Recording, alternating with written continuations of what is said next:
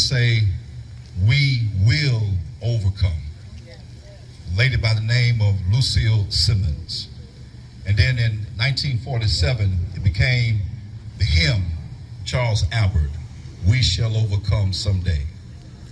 When we began to hear in 1947, we made that hymn, it became the theme of the civil rights movement, to overcome prejudice, to overcome segregation.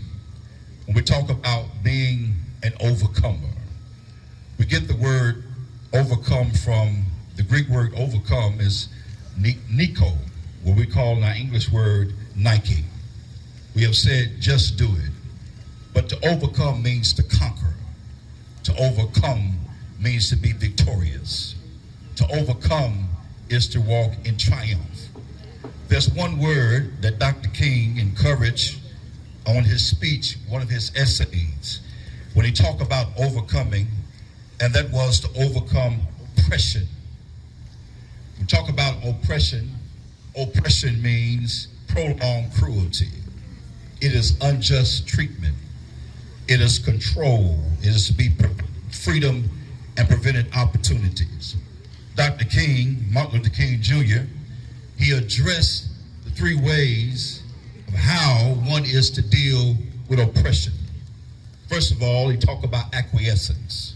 Secondly, violence. And then thirdly, nonviolence. Talk about acquiescence. What is acquiescence? Acquiescence is the reluctant acceptance of something without protest. Dr. King says one way the oppressed resign themselves to the adjust to oppression.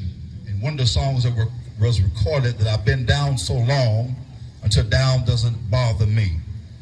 And it was saying that when we remember when God anointed Moses to deliver the children of Israel out of Egyptian bondage, their bodies were out, but their minds were still back in Egypt.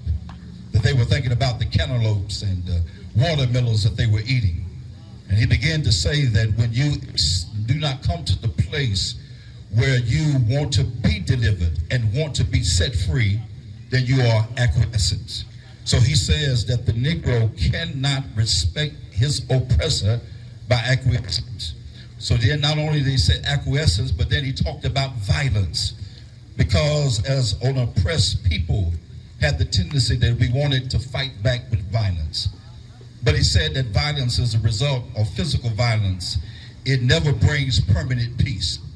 It says it solves no social problems. And all it does is create problems. It says the old law, an eye for an eye, all it does is blind us.